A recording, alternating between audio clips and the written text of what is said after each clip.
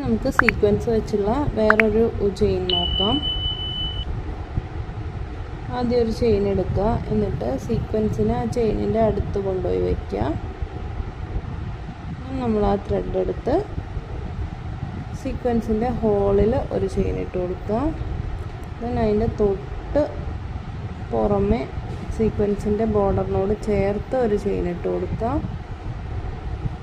ഇങ്ങനെ വീണ്ടും വീണ്ടും അടുപ്പിച്ച് വെച്ചുകൊണ്ട് ചെയ്ത് കൊടുക്കുക. ഈ ഒരു ടൈപ്പിൽ നമ്മൾ സീക്വൻസിന് ഫുൾ വിസിബിളായിരിക്കും. പിന്നെ ത്രെഡ് യൂസ് ചെയ്യുന്നത് ഏതാണോ അത് കാണാനായിട്ട് പറ്റും. അപ്പം ഒന്നെങ്കിൽ സീക്വൻസിൻ്റെ കളറിലുള്ള ത്രെഡ് എടുക്കുക, അല്ലാന്നുണ്ടെങ്കിൽ വർക്കിൽ കാണാൻ പറ്റുന്ന രീതിയിൽ സിൽക്ക് ത്രെഡോ മറ്റോ യൂസ് ചെയ്തിട്ട് വേണം വർക്ക് ചെയ്യാനായിട്ട്.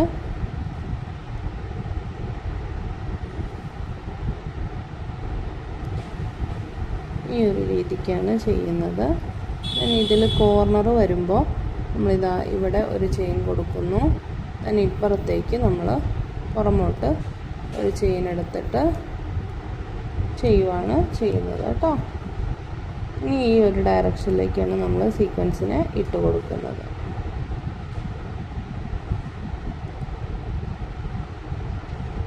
ഗ്യാപ്പ് വരാതെ അടുപ്പിച്ച് തന്നെ ചെയ്യാനായിട്ട് ശ്രദ്ധിക്കുക കേട്ടോ.